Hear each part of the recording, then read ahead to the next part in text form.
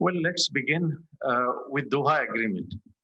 दोहा agreement हुआ था 29 फरवरी 2020 को, और उसमें 4 अहम चीजें थी। पार्ट 1 था और पार्ट 2 था। पार्ट 1 में ये था कि यूएस नेटो विड्रॉल होगा, उसके लिए मुख्तलिफ डेट्स दी गई थी अमेरिकन की जानिब से, और तालिबान की तरफ से ये अश्योरेंस थी कि अफगान सरजमीन अमेरिकन के या किसी और के खिलाफ इस्तेमाल नहीं होगी। लेकिन उसके साथ साथ उसका एक पार्ट 2 भी था। अकॉर्डिंग टू पार्ट 2, एक इंट्रा अफगान डायलॉग होना था between Taliban and other forces in Afghanistan, which means Afghan government and the other stakeholders within Afghanistan, which means political opposition of the Afghan government. इस इंट्रा अफगान डायलॉग में दो अहम चीजें उन्होंने तय करनी थी। एक सीज फायर के बारे में और दूसरा फ्यूचर पॉलिटिकल मैप अफगानिस्तान का क्या होगा। ये दोनों चीजें इंट्रा अफगान डायलॉग के नतीजे में सामने आनी थी। लेकिन इसमें एक अहम बात ये थी कि पार्ट 1 जो था वो पार्ट 2 के ताबे था, यानी अगर पार्ट 2 में जो 2 चीजें कही गई हैं उन पर अमल दरामद नहीं हो पा रहा, तो फिर पार्ट 1 पे अमल दरामद भी रोका जा सकता है।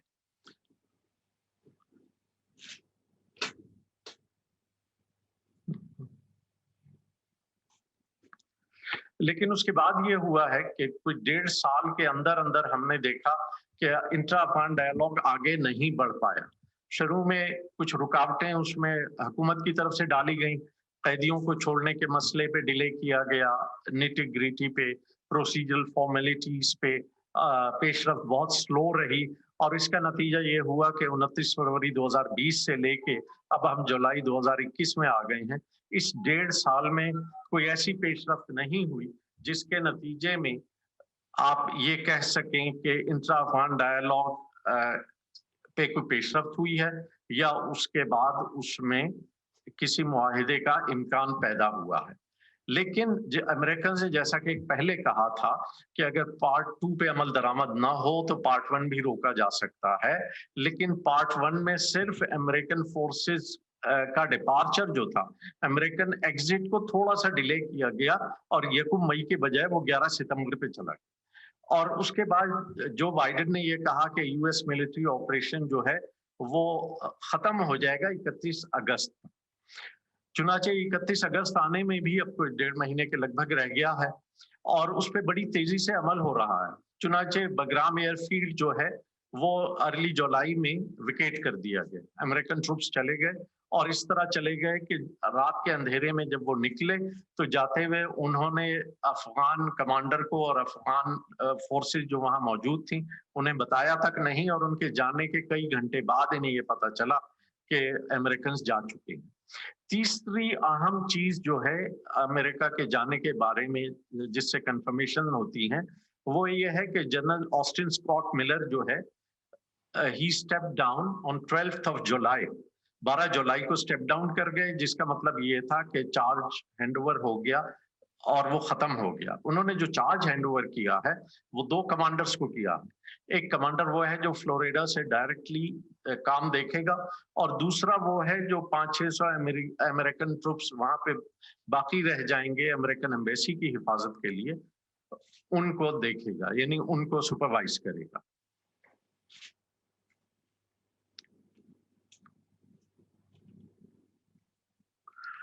अब करंट पॉलिटिकल सिचुएशन जो अफगानिस्तान में है वो ये है कि प्रैक्टिकली इंट्रा अफगान डायलॉग में एक स्टेलमेट है, उसमें कोई पेशरफ्त एज ऑफ नाउ नहीं हो रही। अगरचे एफर्ट्स जारी हैं, दोहा में भी, तेहरान में भी मुलाकात हुई, मॉस्को में भी हुई, लेकिन कोई वाज़ेह पेशरफ्त अभी तक सामने नहीं आई। अलबत्ता तालिबान ने ये कहा है कि वो 1 महीने के अंदर अंदर ही एक रिटन पीस प्लान सामने लेकर आएंगे। अब इस वक्त जो सूरत हाल है, ये फिगर्स जो मैं आपको दे रहा हूँ तालिबान वर्सेस गवर्नमेंट फोर्सेस, ये जनवरी के फिगर्स हैं और मुख्तलिफ अमेरिकन इदारों ने इन्हें कोट किया। उसके मुताबिक वो तालिबान जो फुल टाइम फाइटर्स हैं उनकी स्ट्रेंथ वहां पे 60,000 के लगभग है। अफगान आर्मी जो है 1,85,000 प्लस, यानी कुछ 100 मजीद, और इसी तरह अफगान पुलिस के जितने इदारे हैं वो सब मिला के कोई 1,03,000 के करीब। तो इससे आप ये देख लीजिए कि कोई 2,88,000 या मैक्सिमम ये कह लें कि जी 3 लाख लोग बनते हैं, लेकिन तालिबान के मुकाबले में बहरहाल ये नंबर बहुत ज्यादा है, जिनकी तादाद सिर्फ 60,000। और इसके अलावा बहुत से वॉर लॉर्ड्स जो है वो अपने लश्करों को भी मुनज़्ज़म होने का कह रहे हैं। ताजिक, उज़्बेक, हज़ारा सब के सब अपने अपने लश्कर जो हैं मुनज़्ज़म करने की बात कर रहे हैं, और खुद अफ़गान प्रेसिडेंट ने उन्हें कहा है कि वो ये मुनज़्ज़म करें और इसके ज़रिए अफ़गान आर्मी को सपोर्ट करें। चुनाचे इस्माइल खान का लश्कर भी तैयारी पकड़ रहा है। जनरल अता नूर जो है उन्होंने भी ताजिकों से कहा है कि वो लश्कर बनाएं। हज़ाराज़ और उज़्बेक्स के ऑलरेडी कमांडर मौजूद हैं इस काम के लिए। अब ग्राउंड सिचुएशन जो है उस पे तालिबान का दावा है कि 85% अफगानिस्तान पे उनका कब्जा हो चुका है। बॉर्डर एरियाज ऑलरेडी उनके अंडर कंट्रोल हैं। आपने सुना होगा बंदर शेर खान उन्होंने कैप्चर किया, ताजिक बॉर्डर पे पहुंच गए। इसी तरह तुर्कमान बॉर्डर पे, ईरानी बॉर्डर पे, चाइनीज बॉर्डर तक चले गए, और अब आपने सुना होगा कि वो स्पिन बोल तक भी उन्होंने फतह कर लिया, और पाकिस्तान का चमन बॉर्डर जो है बाबे दोस्ती वहां तक वो आ गए हैं। और इससे पहले वो नंगरहार सूबे में भी पहुंच चुके हैं, अगरचे भी तुरखम पे नहीं आए। लेकिन अफगान गवर्नमेंट मुसलसल एक डिनायल मोड में है। वो कहती है कि नहीं, इनकी फतूहात इतनी ज्यादा नहीं है, और उसके अलावा जो अजला ये कैप्चर कर रहे हैं वो हम उनमें से कुछ ना कुछ वापस भी ले रहे हैं।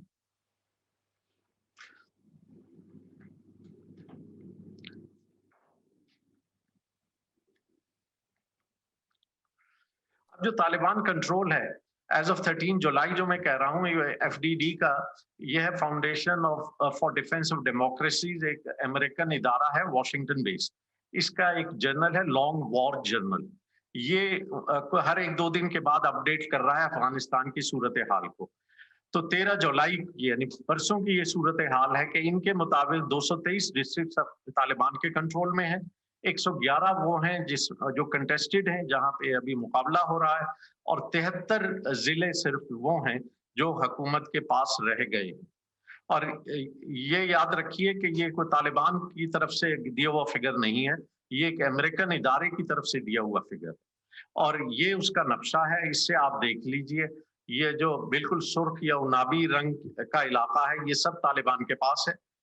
ग्रे रंग का इलाका जो है वो अफगान हुकूमत के पास है, और जो दरमियानी रंग है पिंक ऑरेंजिश सा, ये वो हैं जो कंटेस्टेड इलाके हैं।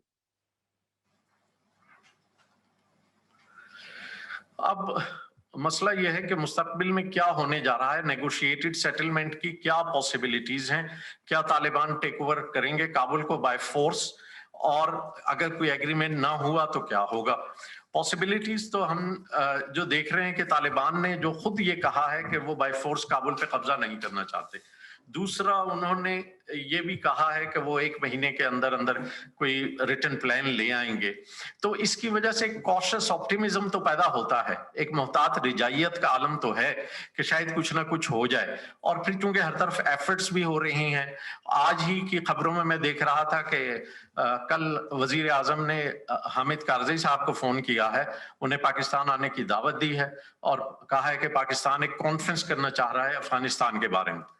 तो अगर ऐसा हो जाता है, और हमारे अलावा भी बहुत से मुल्क ऐसी कोशिशें कर रहे हैं, तो एक बहरहाल मोहतात तौर पे उम्मीद की जा सकती है कि शायद सिविल वॉर बढ़ने से पहले पहले कोई मुआहिदा आपस में हो जाए।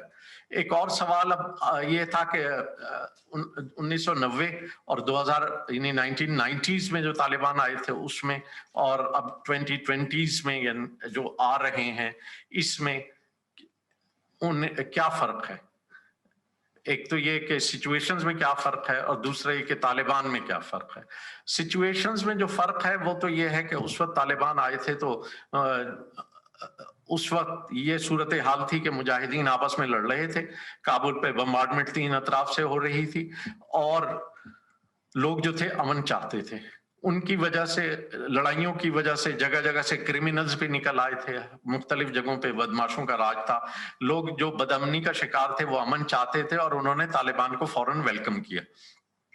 और तालिबान के मुकाबले पे सिर्फ चंद वॉर लॉर्ड्स के लश्कर थे, चूंकि कोई रेगुलर आर्मी नहीं थी। इस दफा उनके मुकाबले पे एक तो रेगुलर आर्मी है जो आपने देख ही लिया, 1,80,000 प्लस। उसके अलावा वो लश्कर भी मुनज़्ज़म हो रहे हैं। تیسری بات یہ ہے کہ طالبان کو بار بار کہا جا رہا ہے کہ اگر آپ نے بائی فورس کابل کیپچر کیا تو ہم آپ کو تسلیم نہیں کریں گے. یہ پاکستان نے بھی کہا ہے, یہ امریکہ نے بھی کہا ہے, اور یہ جو برٹش وزیر دفاع کا بیان آ رہا ہے کہ اگر طالبان حکومت میں آ جاتے ہیں تو ہم ان کے ساتھ مل کر کام کرنے پر تیار ہیں. لیکن اگر آپ اسے تفصیل سے دیکھیں اس بیان کو تو اس میں بھی یہی ہے کہ اگر وہ پاور شیئرنگ کرتے ہوئے طاقت میں آ جاتے, وچ مینس کہ کسی ایگریمنٹ کے ذریعے اگر وہ حکومت میں آتے ہیں تو ہم ان کے ساتھ کام کرنے پہ تیار ہیں. لیکن اگر وہ ہیومن رائٹس کی خلاف ورزی کریں گے اور ایسے کام ہوں گے تو ہم اپنے تعلقات پہ نظر ثانی کریں گے, جیسے ہم دنیا کے کسی بھی ملک کے ساتھ کرتے ہیں. یہ بہت سی چیزیں میں چھوڑ دیتا ہوں چونکہ ابھی جو باقی سپیکرز آئیں گے انہوں نے بھی اس بارے میں گفتگو کرنی ہے. تو زیادہ وقت خود لینے کے بجائے میں چاہوں گا کہ آپ باقی سپیکرز کو سنیں